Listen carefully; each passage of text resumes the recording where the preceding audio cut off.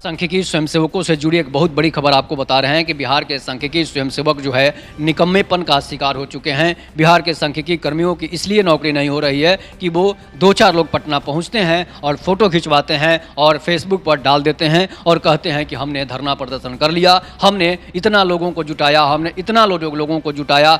अरे इसके बाद जो है स्थिति क्या होती है, आपकी मजाक बनकर रह जाती है। आप सांख्यिकी स्वयंसेवकों का मजाक सरकार इसलिए बना देती है कि 2-4 लोग पहुंचते हैं पटना, फोटो खिंचवाते हैं, इसके बाद चुप हो जाते हैं। तो ऐसे आंदोलन नहीं होता है, धरना प्रदर्शन आंदोलन ऐसे नहीं होता है। जिस तरह से राजपूतों ने पटना को पाट दिया था, आपने देखा होगा कि 8 तारीख को जो रैली हुई है, क्षत्रिय सम्मान रैली, उस तरह से पटना में भीड़ आपको दिखाना होगा। उस तरह से जिस तरह से राजद की रैलियां होती है उस तरह से भीड़ जुटाना होगा। जिस तरह से आशा कार्यकर्ताओं ने हर मुख्यालयों पर धरना प्रदर्शन दिया, जिस तरह से पटना में आशा कार्यकर्ताओं ने धरना प्रदर्शन दिखाया, शिक्षकों ने धरना प्रदर्शन दिखाया, उस तरह का आंदोलन जब तक आप जोरदार आंदोलन नहीं करेंगे तब तक सरकार के कानों तक ये बात नहीं जाएगी। और जब तक सरकार के कानों तक बात नहीं आएगी, मीडिया में छाए नहीं रहेंगे, पेपरों में नहीं दिखेगा आपका कहीं रुतबा, तो फिर आपके आंदोलन से कोई फायदा नहीं होने वाला है। ये आप कान खोलकर सुन लीजिए। मैं सांख्यिकी स्वयंसेवक होने के नाते ये बात कर रहा हूँ, इसलिए कि मैं भी बेरोजगार हूँ और मैं आपको बता रहा हूँ।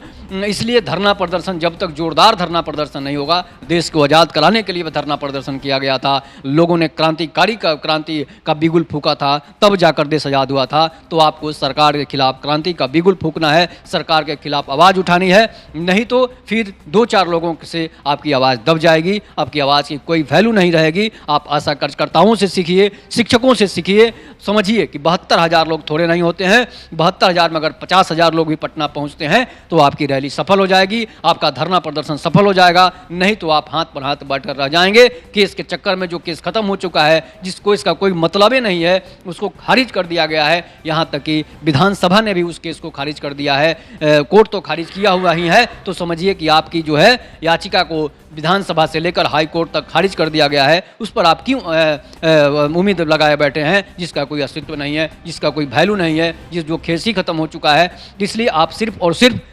लोकतंत्र में धरना प्रदर्शन ही एक ऐसी हथियार है जिससे आप कोई भी अधिकार पा सकते हैं। नहीं तो आपको नहीं धरना प्रदर्शन करेंगे, घर बैठे रहेंगे। तो बहुत सारे ऐसे नौकरी थी जो खत्म हो गई। डाटा एंट्री ऑपरेटरों का धरना प्रदर्शन आप देख लीजिए, उन लोगों का भी धरना प्रदर्शन लगातार जारी है।